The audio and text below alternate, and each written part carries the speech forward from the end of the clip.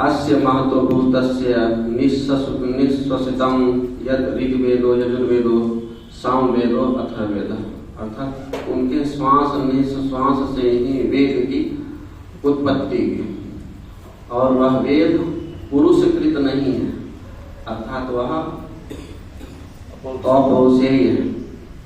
और अपौरुषेय का ग्रंथकार लक्षण करते हैं सजातीयोच्चारण सापेक्षोच्चारण विषयत्वम अपौरुषेयत्वम, अर्थात जिस प्रकार से पूर्व कल्प में था उसी प्रकार से इस कल्प में उच्चरित करके वेद की उत्पत्ति की है। किसने? परमात्मा, इसलिए उसको अपौरुषेय कहा जाता है। और पुरुष के द्वारा जितने भी ग्रंथ रचित होते हैं उनको पौरुषेय कहा जाता है, जैसे महाभारत आदि, रामायण आदि, उसमें भिन्नता पाई जाती है। जैसे बहुत सारे विद्वानों ने, संतों ने उनकी रचना की है। किसी देश में देखिएगा रामायण अवधी भाषा में है, लेकिन वही रामायण वंग भाषा में अन्य तरह से है, मलयालम भाषा में अन्य तरह से। उसमें एक रामायण की दूसरे रामायण से कोई अपेक्षा नहीं रखते हैं, लेकिन वेद ऐसा नहीं है। वेद पूर्व कल्प में जैसा था उसी प्रकार से इस कल्प में उसकी रचना होती है। और उस वेद में 1,00,000 मंत्र हैं, उनमें से 80,000 कर्म कांड पढ़ हैं और 16,000 उपासना पढ़ और 4,000 ज्ञान पढ़। और उनमें से भी हमारे परम पूज्यपाद भगवान भाष्यकार ने ज्ञान कांड के अंतर्गत जो उपनिषद आते हैं उनमें से शायद 10 या 11 उपनिषदों के ऊपर भाष्य किए हैं, 12 उपनिषदों पे भाष्य किए। और इसी क्रम से हमारे कैलाश आश्रम में अध्ययन भी होता है। कठा प्रश्न इस प्रकार से होता है। तो प्रथम उपनिषद का अध्ययन होता है, वह प्रथम उपनिषद है ईशावास्य उपनिषद। और अध्ययन भी होता है कि विधि पूर्वक, ये नहीं कि जैसे भी गए बिना विधि पूर्वक अध्ययन करने लगे, ऐसा नहीं, विधि पूर्वक वहाँ अध्ययन होता है हमारे कैलाश आश्रम में। और तो जब हम अध्ययन करने जाते हैं तो वहां पर तो सबसे पहले बहुत विघ्न आते, क्योंकि तो बहुत श्रेय कार्य है, क्योंकि उपनिषद श्रुति कहती श्रेयांसी बहुविघ्नानि महतामपि, महत जनों को बहुत विघ्न आते हैं। तो जब हम अध्ययन करने जाएंगे तो विघ्न तो होगा ही। तो उस विघ्नों की शांति करने के लिए सबसे पहले शांति मंत्र का उच्चारण करते हैं। और वह शांति मंत्र कौन सा है?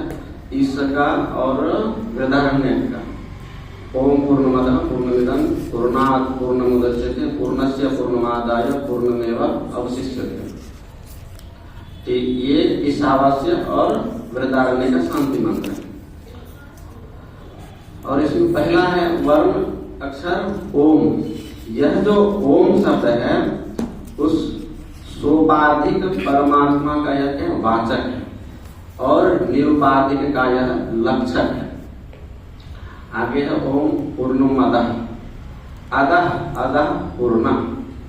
वहां जो अदः अदः शब्द का प्रयोग करते हैं व्याकरण लोग कहते हैं अदसस्तु विप्रकृष्टे, जो विप्रकृष्ट वस्तु होते हैं, दूर की वस्तु, जैसे कहते हैं असौवाव गौतमाग्नि। तो गौतमाग्नि अग्नि शब्द से स्वर्ग लोक का कहा गया, तो विप्रकृष्ट होते हैं। तो अदः शब्द का प्रयोग क्यों करते हैं? तो अज्ञानी जन की दृष्टि में वह जो परमात्मा है परोक्ष रूप से भान होता है ना, अपरोक्ष रूप से भान नहीं होते। अज्ञानियों की दृष्टि से परोक्ष होने के कारण वहां आदर्श शब्द का प्रयोग किया गया। तो लेकिन है वह क्या? वह परोक्ष नहीं है, वह अपरोक्ष है। ज्ञानियों की दृष्टि में उस परम प्रभु परमात्मा को जो प्रत्यक्ष होगा अपरोक्षत्वेन अहमत्वेन, लेकिन वह ज्ञानियों की दृष्टि को ग्रहण करके वहां क्या कहा गया? अतः ओम पूर्णम अदः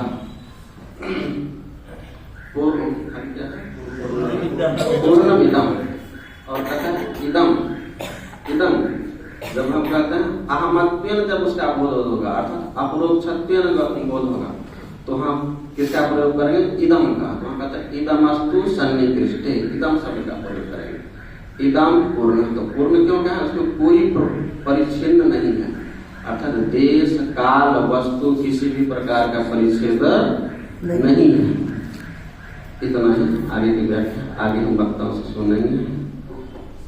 हम निवेदन करते हैं अशोक जी से वे भी अपने वाक्य को सुनाएंगे।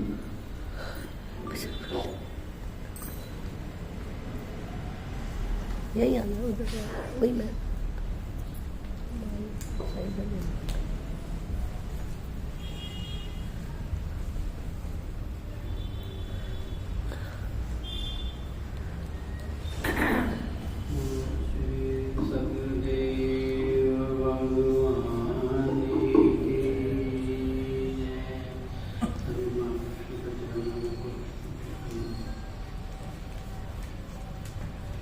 हे